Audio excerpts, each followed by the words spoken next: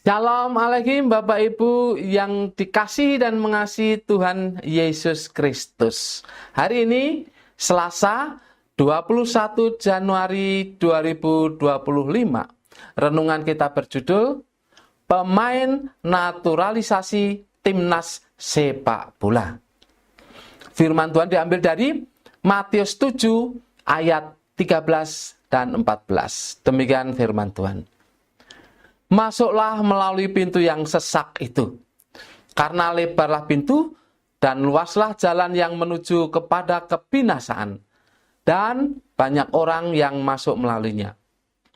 Karena sesaklah pintu dan sempitlah jalan yang menuju kepada kehidupan, dan sedikit orang yang mendapatinya. Saat ini ada yang berbeda di dalam Tim Nasional Sepak Bola Indonesia.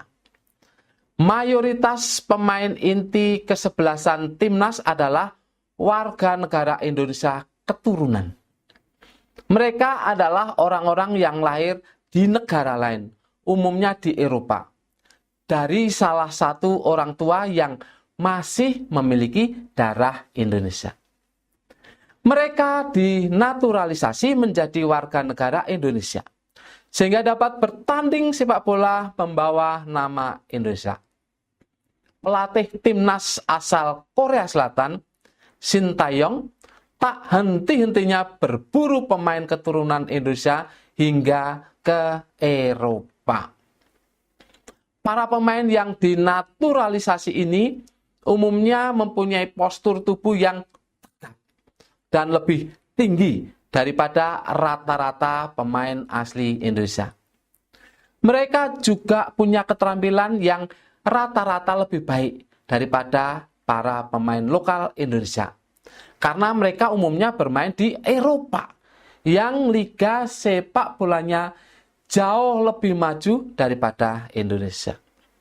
Sekalipun mereka tidak bermain di level paling atas di Eropa, tetapi di level 2 atau 3, namun kualitasnya tetap lebih baik daripada pemain asli Indonesia.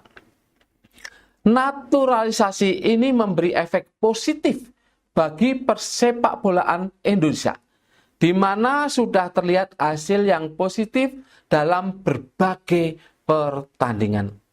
Salah satunya adalah lolosnya Indonesia ke babak 16 besar Piala Asia pada 2023 silam.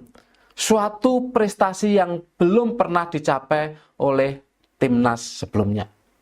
Bagi para pemain yang dinaturalisasi, tentu suatu kebahagiaan bisa bergabung dengan timnas Indonesia. Sebab di negara mereka belum tentu mereka bisa bermain di level teratas akibat ketatnya persaingan. Namun, sekalipun naturalisasi ini dianggap menguntungkan bagi Indonesia, ada saja pihak yang tidak setuju. Bagi mereka, pemain lokal tidak kalah baik kualitasnya dan mereka yang seharusnya didorong untuk maju, bukan mengambil pemain keturunan Indonesia di luar negeri yang adalah warga negara asing. Tetapi, bagaimanapun naturalisasi harus dilakukan jika ingin prestasi Indonesia naik lebih tinggi di kancah internasional. Lagi pula banyaknya pemain naturalisasi yang memperkuat tim Indonesia tidak melulu merugikan para pemain lokal.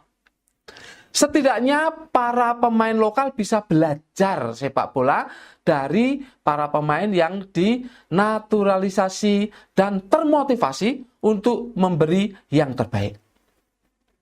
Seringkali banyaknya orang yang bersaing dalam sebuah pekerjaan, bisnis, bahkan pelayanan membuat kita menjadi khawatir. Kita khawatir keuntungan kita akan diambil oleh mereka.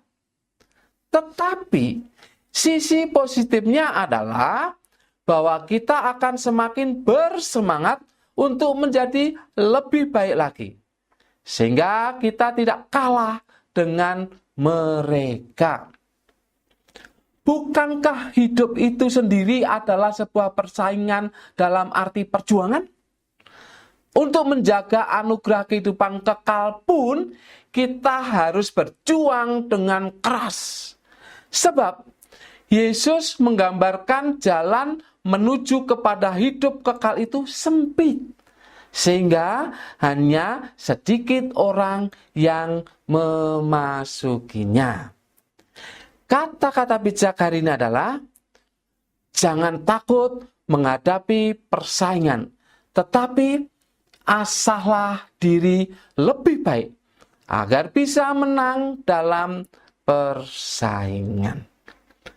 Mari kita tunduk kepala untuk berdoa menutup renungan kita di hari ini.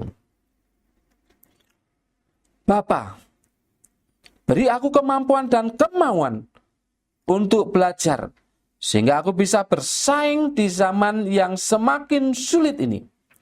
Dalam nama Yesus, aku berdoa. Amin. Tuhan memberkati Bapak, Ibu, Saudara-saudari sekalian.